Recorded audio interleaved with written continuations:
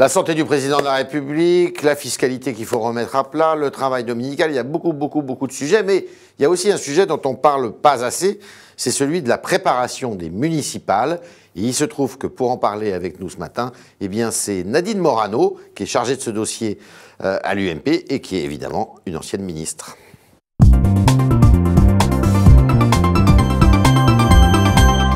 Nadine Morano, bienvenue, bonjour. Bonjour. Ça va? Oui, et vous? Très bien. Alors, trois questions pour commencer. Oui, non. C'est l'incontournable question du matin. François Hollande aurait-il dû annoncer son opération de la prostate début 2011, qui a eu lieu début 2011, alors qu'il n'était encore que vague candidat à la présidentielle? Je pense que ce qui est important de répondre, c'est sur la santé du président de la République. Ouais. Parce que, ce qu'il n'était pas. Ce qu'il n'était pas, mais lorsque vous êtes président de la République, vous avez en charge le destin de la nation. Ouais. Et donc, vous ne vous appartenez plus quelque part. Et donc, je crois qu'il faut faire attention entre l'ultra-transparence et en même temps, ce qui est fondamental dans la gestion d'un pays, et lorsque vous êtes vous-même le chef de l'État, c'est d'avoir toutes vos capacités en matière de décision. C'est ça qui est important. Et je crois que quand on a la possibilité d'actionner le bouton nucléaire et quand on peut engager nos forces armées dans les pays extérieurs, sur les théâtres extérieurs, je crois que les Français doivent savoir si le président de la République est en capacité de prendre des décisions. Donc, entre l'ultra-transparence sur les petits bobos, et moi je ne peux pas vous parler de ce que vous évoquez, puisque je ne connais pas son dossier médical, et en plus je ne suis pas médecin. Mais c'est quand même très important, quand on est chef de l'État, de se dire que notre pays est dirigé par quelqu'un qui est en santé. Donc vous êtes pour la publication du bulletin de santé annuel du chef de l'État. Mais pas pour donner des détails, simplement pour dire que le président a toutes ses capacités de décision et d'action au service de l'État. Même quand ce bulletin peut être mensonger. Ah ben, s'il est mensonger, je ne vois pas l'intérêt de le publier. Bon. Je pense qu'il ne devrait pas être mensonger. Je pense que la responsabilité est importante s'agissant du président de la République et au regard voilà, des décisions qu'il est amené à prendre. Quand vous engagez les forces armées à l'extérieur et quand vous pouvez déclencher la force de frappe nucléaire, si vous avez à la tête de l'État quelqu'un qui est diminué et dont on sait qu'il est diminué dans son jugement, je pense que les Français ne l'accepteraient pas. D'accord. Alors, justement, est-ce que vous approuvez l'intervention française en Centrafrique? C'est une question d'heure. C'est une question d'heure. Je ne dispose pas des éléments de décision que peut avoir le chef de l'État. Je crois que lorsqu'on intervient sur des théâtres extérieurs comme cela, par exemple en Mali, où il ne faut pas croire que tout est fini en matière de stabilité ou d'instabilité, la question de Centrafrique, évidemment, fait que nous sommes dans une situation et dans un secteur géographique totalement déstabilisé. Évidemment, la France a un rôle historique majeur à jouer dans ces secteurs-là. Faut-il pénaliser les clients de prostituées? Moi, si j'avais été parlementaire, j'étais favorable à cette loi. Donc vous l'auriez voté? Je le dis très clairement. Alors qu'à droite, ils vont plutôt voter contre, hein? Oui, mais moi, je pense que s'agissant de la prostitution, il faudrait avoir un discours responsable vis-à-vis des femmes, parce que là est la question. Moi, je suis pour la liberté, que chacun puisse faire ce qu'il veut, mais dans ce cas-là, il faudrait que les prostituées, évidemment, payent leurs impôts, soient déclarées, soit d'ailleurs fassent l'objet aussi d'un suivi médical. Ça l'est pas souvent. La très, très grande majorité de celles qui pratiquent la prostitution le font de manière obligée par, je dirais, soit la pression économique ou soit par les réseaux. Et donc, pour moi, c'est une forme d'esclavage qui ne devrait pas avoir lieu encore au XXIe siècle. Alors, je ne partage pas cette notion qui consiste à dire c'est le plus vieux métier du monde, il faut le laisser en place. On retiendra que si vous étiez député, vous auriez sans doute voté. Je l'aurais sans doute voté. D'accord. Alors, je vous invite maintenant à regarder Alain Juppé, qui parle de quelqu'un que vous connaissez bien. On se demande si François Bayrou ne va pas être candidat à la mairie de Pau. Vous lui conseillez de l'être, et est-ce que vous pourriez le soutenir? Ça, c'est son choix, mais s'il est candidat, je le soutiendrai. Oui. Voilà, c'est très simple. C'était il y a quelques mois sur LCP. Et il l'a répété depuis, il soutient François Bayrou, Alain Juppé, à la mairie de Pau. C'est votre cas également? Ah, certainement pas. Certainement pas. Vous savez que le 25 janvier, nous aurons notre Conseil national de l'UMP où nous allons valider les candidatures aux élections municipales et sans doute également aux élections européennes. On va en parler.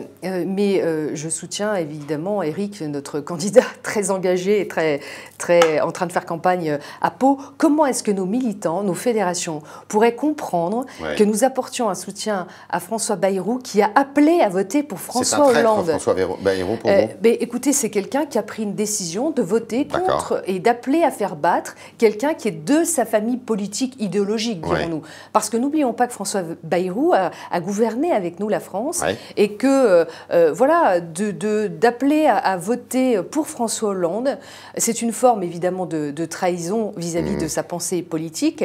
Et je crois qu'il a été à ce moment de décision uniquement guidé par une volonté personnelle. Morano, comment allez-vous faire à l'intérieur de l'UMP, puisqu'il y a Juppé, mais il y a Fillon aussi qui dit qu'il soutiendra Bayrou. Comment ça va se passer? Parce que là, vous êtes divisés les uns et les autres là-dessus. Moi, je pense que quand on fait de la politique, on doit être fidèle à ses convictions et respecter les militants. Donc c'est votre voix qui dominera, je ne peux pas comprendre, je vous le dis, je ne peux pas comprendre, à part des critères d'amitié personnelle que peut avoir Alain Juppé, parce qu'ils sont du même secteur. Et François Fillon. Je ne peux pas comprendre que des personnes qui ont été anciens ministres et qui ont gouverné avec Nicolas Sarkozy soutiennent une personnalité qui a appelé très clairement à voter pour François Hollande. Qui ont été anciens Premier ministre, Fillon, Juppé. Et qui emmène aujourd'hui, je parle de la gauche, la France vers un déclin comme on l'a rarement vu dans les décisions économiques. Il n'y a pas de cap en France. Et ceux qui ont appelé à voter François Hollande sont responsables, co-responsables de la situation dans laquelle se trouve la France aujourd'hui. Comment voyez-vous la reconstitution du centre autour de Bayrou et de Borloo? Est-ce que c'est une bonne chose pour vous, selon vous, ou est-ce que c'est un handicap pour l'UMP? Je pense que, d'abord, rappelons que le centre, c'est l'UMP. Parce que nous sommes... C'est vous qui le dites, ça. Ah non, c'est pas moi qui le dis. Oui, il y a des centristes qui vous ont rallié. Non, c'est pas ça. C'est-à-dire que quand nous avons créé l'UMP, l'UMP, c'est l'union de la droite et du centre. On entend bien. Donc nous sommes constitués de la droite et du centre. Donc c'est l'objet même de la création de l'UMP et de sa vie aujourd'hui. C'est la droite et le centre. Alors après, qu'il y ait une constitution de constellation rassemblée de certaines personnes avec leurs propres égos qui se disent du centre, mais qui ont gouverné avec nous. N'oublions pas. Moi, j'aime beaucoup Jean-Louis Borloo. J'apprécie beaucoup la personnalité de Jean-Louis Borloo. Il a gouverné avec nous. Il a été ministre de Nicolas Sarkozy.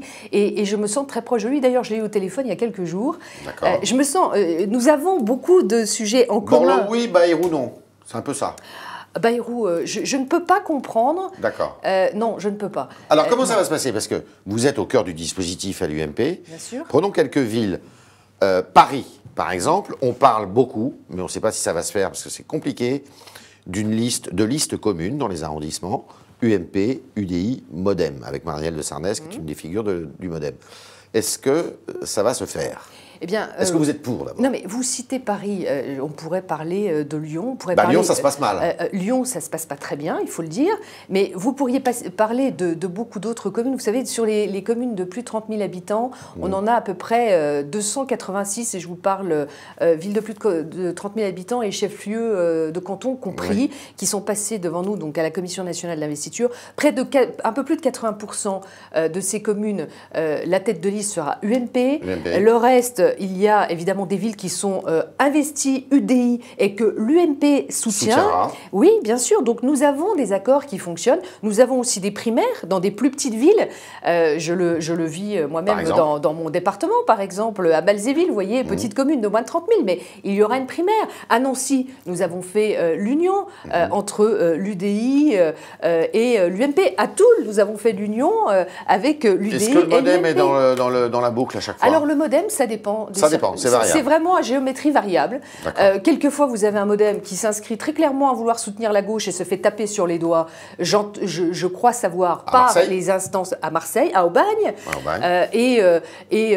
dans d'autres secteurs où on ne sait pas où il habite, où il est. D'ailleurs, je le vis moi-même à Toul, où d'un coup, il soutient la liste, après, il se retire de la liste. Donc, on ne comprend pas très bien cet objet politique non identifié quelquefois. Petite question, vous me répondez par oui ou par non. Est-ce que... Ça va être dur, ça. Non.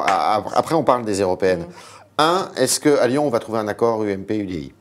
Pour l'instant, nous ne sommes pas, nous ne sommes pas pour l'instant dans cette stratégie, disons-le. À Paris, je pense que c'est en bonne voie. À Paris, est-ce que Nathalie Kosciusko-Morizet, combien de pourcentage de chance a-t-elle de gagner? Je lui souhaite de gagner, donc je ne vais pas vous donner un pourcentage, j'espère sa victoire. Donc, ok. Alors, vous voulez être tête de liste dans la région Est pour les européennes. Oui. Ça sera le cas? Mais vous savez, je fais partie d'une famille politique où nous avons une commission nationale d'investiture. Et je ne suis pas dans l'autoproclamation. Bon. J'ai fait acte de candidature. Et en temps plus... Vos rivaux, c'est qui? Vos adversaires? Non, honnêtement, non, j'ai pas de rivaux. Non, pas du tout. J'ai des personnes qui souhaitent s'engager avec moi dans cette démarche. Arnaud Danjean, avec qui j'ai de très très bons rapports.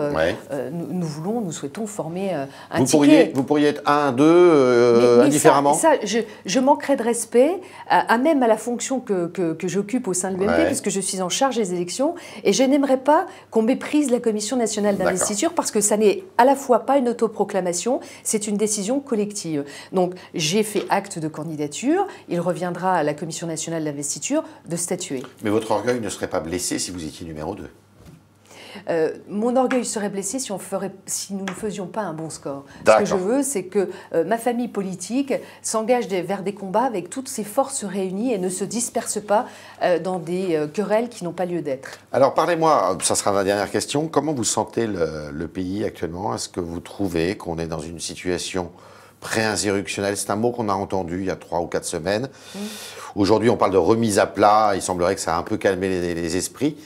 Est-ce que vous trouvez qu'on est, ça y est, le gouvernement a repris un peu le dessus? Non, pas du tout. Je pense qu'on vit une forme d'instabilité permanente avec ce gouvernement, avec ses allers-retours sur des sujets importants. Permanente. Oui, c'est l'insécurité permanente et on le sent chez les gens. Il y a une angoisse perceptible. D'ailleurs, vous avez vu, et vous avez fait un papier sur ce sujet, et je l'avais dit il y a quelques semaines, nous voyons arriver dans nos permanences un nombre important de Français qui demandent l'étalement de leurs impôts avec une augmentation faramineuse de ces personnes.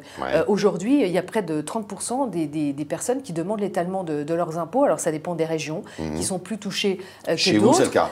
Aujourd'hui, la politique familiale est jugée injuste par les Français avec l'abaissement du plafond du quotient familial. Et quand vous voyez Jean-Marc Ayrault nous dire il faut la remise à plat de la fiscalité alors qu'ils nous ont matraqués fiscalement. Comment voulez-vous qu'à la fois les entreprises et les ménages se sentent en sécurité avec un gouvernement qui ne sait pas où il va?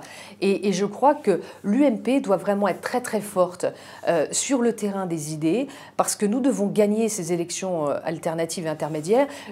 Nous devons et prendre des engagements, notamment s'agissant de la fiscalité locale dans les mairies, de ne pas augmenter les impôts, de mettre en priorité la sécurité de nos concitoyens.